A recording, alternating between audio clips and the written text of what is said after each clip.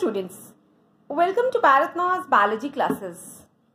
आज हम पढ़ेंगे सेल का अगला पोर्शन।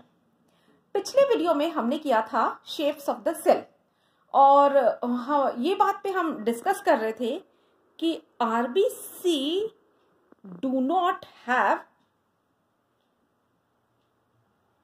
न्यूक्लियस और इसका शेप जो है दैट इज बाइकॉन्केव इन नेचर। अब आरबीसी के पास न्यूक्लियस नहीं होता है। अब आरबीसी का पास न्यूक्लियस क्यों नहीं होता है, इसके कुछ रीजन हम आपको बताएंगे।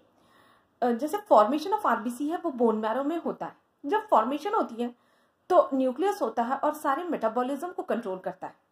पर जब मेच्योर आरबीसी है, यानी कि RBC do not have nucleus, जैसे कि अगर मान लीजिए ये मेच्योर आरबीसी है और ये एक सेल है, अगर यहाँ पर न्यूक्लियस नहीं है, न्यूक्लियस तो क्या, यहाँ पे कोई ऑर्गेनेली नहीं होता है। जैसे कि माइटोकॉन्ड्रिया है, एंडोप्लाज्मिक रेटिकुलम, गोल्गी बॉडीज, ये कोई भी ऑर्गेनेली जो हैं वो आरबीसी में नहीं होते हैं। और ये जो साइटोप्लाज्मिक एरिया है ये भरा पड़ा होता है हीमोग्लोबिन से। एक्चुअली सारे के सारे ऑर्गेनेली जो है यहाँ पे एब्सेंट हैं और जो भी स्पेस है that is occupied by haemoglobin. अगर यहाँ पर साइटोप्लाज्मिक एरिया में हीमोग्लोबिन है तो हीमोग्लोबिन जो है ऑक्सीजन के साथ बाइंड करता है और हीमोग्लोबिन है it will combine with oxygen और ये ऑक्सीजन जो है सेल्स को मिल जाएगा। और अगर ये ऑक्सीजन सेल्स को मिल जाएंगे तो सेलुलर रेस्पिरेशन फास्ट होगी और metabolism of the body will increase, तो मेटाबॉलिज्म इंक्रीज हो जाएगा। तो इसका ये बेसिक सिग्निफिकेंस है कि if the nucleus and other organelle is absent, the maximum space will be occupied by hemoglobin, and hemoglobin जो है that carries oxygen and oxygen is provided to the cell which increases the metabolism of the body। तो ये basic significance है। इसके पास कोई भी organelle नहीं होते और कोई यहाँ पर जो है इसका shape जो है that is biconcave in nature, और biconcave जो है वो इसके ऑक्सीजन के ट्रांसफर को सपोर्ट करता है एंड कार्बन डाइऑक्साइड की कलेक्शन को भी सपोर्ट करता है and that carbon dioxide is eliminated from the body. अब यहाँ पे आरबीसी का शेप तो हो गया। अब थोड़ा सा हम देखेंगे टाइप्स ऑफ सेल। अब ये जो टाइप्स ऑफ सेल में हम लोग कर रहे थे कि दो तरह का है। एक तो है जैसे कि unicellular and the another one is multicellular. Unicellular और मल्टीसेलुलर ये हम 9th में काफी डिटेल में इसको पढ़ चुके हैं। यूनिसेलुलर में जैसे कि एक एग्जांपल ले लेते हैं, आपने लोअर क्लास में पढ़ा है।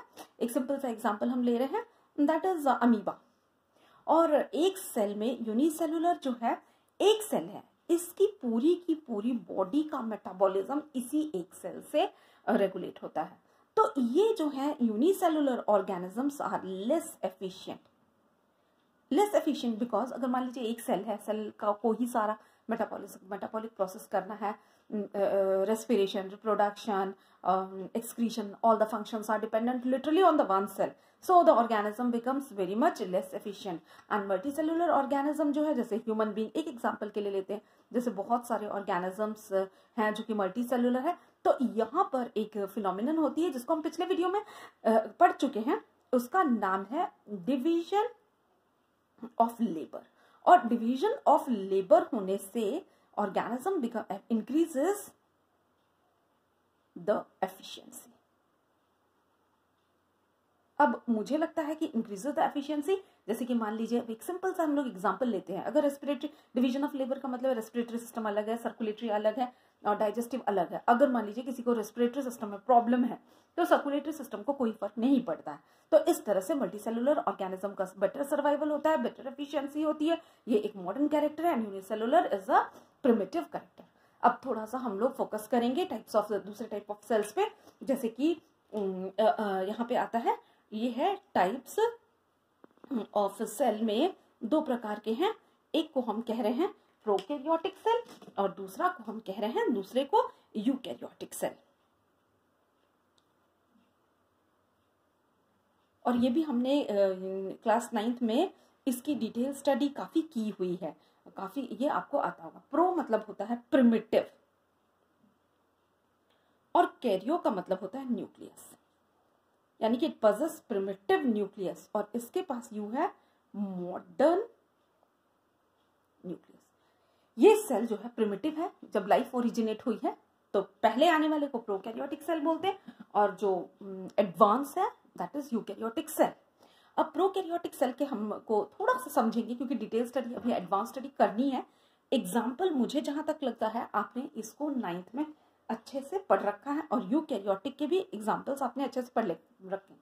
पहले एग्जाम्पल्स को आपको इजी समझ आए इसके लिए हम यहाँ पे नाम लिखते हैं, जैसे कि फंजाई है, दैट इज यूकैरियोटिक सेल। अगर हम ले रहे हैं प्लांट एनिमल्स है, प्लांट्स है, यहां पर आपको यूकैरियोटिक सेल्स देखे जाते हैं। अब प्लांट्स है, एनिमल्स है और फंजाई है। अब प्रोकैरियोटिक सेल्स में बैक्टीरिया, प्लांट्स और एनिमल्स में हम यहाँ पे और भी आपको कुछ सेल्स, एनिमल्स में जैसे हम ले लेते हैं कि एग्जांपल अमीबा, ये सिंगल सेल है, और ये प्लांट में हम ले लेते हैं क्लमाइडोमोनास, ये सारे सिंगल सेल्ड हैं। अच्छा, यहाँ एनिमल्स में मल्टी सेलुलर ऑर्गेनिज्म में आएंगे, प्लांट्स में भी आ जाएंगे मल्टी सेलुलर, जैसे कि एक एग्जांपल हम ले लेते हैं रोज है, और एनिमल्स में हम ले लेते हैं जैसे कि एक बर्ड है। ये सारे ऑर्गेनिज्म यूकैरियोटिक है। अब प्रोकैरियोटिक में है बैक्टीरिया। बैक्टीरिया के बारे में और कुछ और भी है, जैसे कि blue green algae,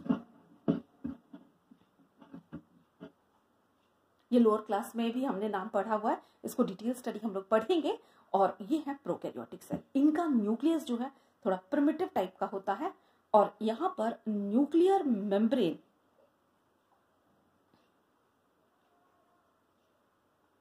is absent, और यहां पर न्यूक्लियर मेम्ब्रेन इज प्रेजेंट।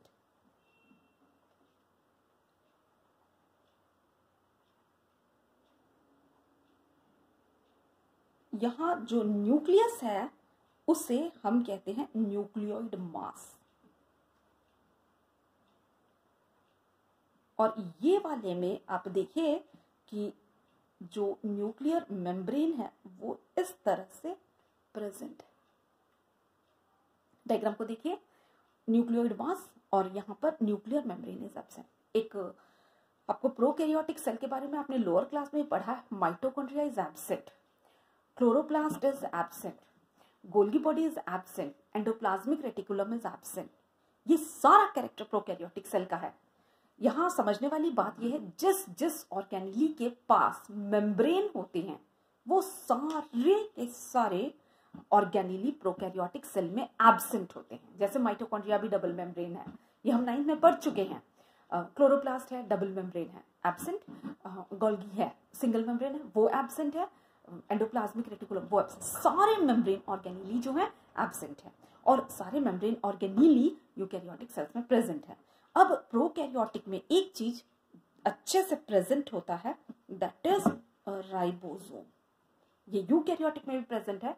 अब प्रोकैरियोटिक में राइबोसोम एब्सेंट इसलिए है, it is membrane free in nature, it is membrane free in nature, और मेम्ब्रेन फ्री होने की वजह से ये जो है ये प्रोकैरियोटिक सेल्स में प्रेजेंट है। और यहाँ पर प्रोकैरियोटिक सेल्स में ये प्रोटीन सिंथेसिस करता है। यूकैरियोटिक के पास भी राइबोसोम्स प्रेजेंट है। इनकी डिटेल स्टडी हम आने वाले अपकमिंग वीडियोस में इसको डिस्कस करेंगे कि किस तरह का स्ट्रक्चर है प्रोकैरियोट्स का और किस तरह का स्ट्रक्चर है यूकैरियोट का। आगे हम थोड़ा स्टडी करेंगे डिस्कवरी ऑफ द सेल पर। देखिए, सेल की डिस्कवरी को जानना बहुत जरूरी है, because numerous questions are asked related with the discoveries. Robert Hooke एक साइंटिस्ट है जिन्होंने सेल की डिस्कवरी की, और he studied and discovered the cell in cork cells. Cork cells are the dead cells.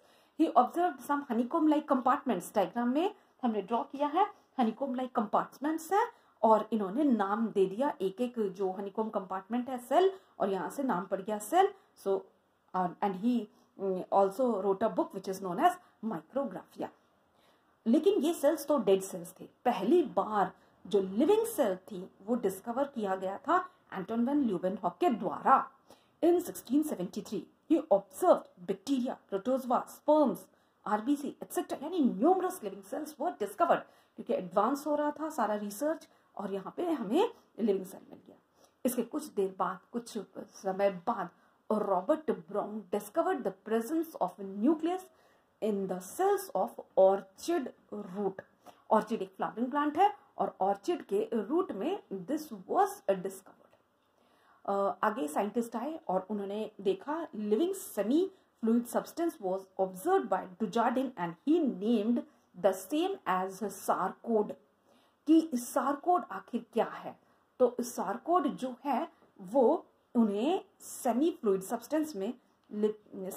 Substance दिखा, उन्हें लिविंग लगा और इन्होंने नाम डुजार्डिन ने दे दिया सारकोड. लेटर ऑन पुरकिंजे को ये नाम कुछ खास पसंद नहीं आया एंड पुरकिंजे एंड वोल्मोर renamed jelly-like substance and sarcode as protoplasm. In 1839, Sheldon and Swan. Sheldon was a botanist and Swan was a zoologist. Sheldon and Swan दोनों मिल करके एक बोटानिस्ट, एक जूलॉजिस्ट, इन्होंने एक ब्रिटिशर थे, एक जर्मन थे, इन्होंने एक थ्योरी फॉर्मुलेट की और उस थ्योरी का नाम है सेल थ्योरी. अब सेल थ्योरी हमने 9th में भी पढ़ रखा है. एक्चुअली जो शील्डन बोटानिस्ट थे इन्होंने ऑब्जर्व किया कि इन ये जो सेल देख रहे हैं इनके बाहर एक रिजिड स्ट्रक्चर है. लेटर ऑन इसका नाम सेल वॉल पड़ गया और स्वान जो है वो कहते हैं इनके पास जो भी है उसके पास कोई रिजिड स्ट्रक्चर नहीं है. और ये जोलॉजिस्ट थे. ऑफ कोर्स जोलॉजिस्ट अगर हैं तो ये एनिमल सेल में अपनी रिसर्च कर रहे थे और इन्हें ये पता चल गया कि एक के पास एक रिजिड स्ट्रक्चर है और एक के पास रिजिड स्ट्रक्चर नहीं है और दोनों ने मिलकर के फॉर्मुलेट की सेल थ्योरी. और इनका ये कंसेप्ट था hypothetically they told that all living organisms are composed of cells and products of cell.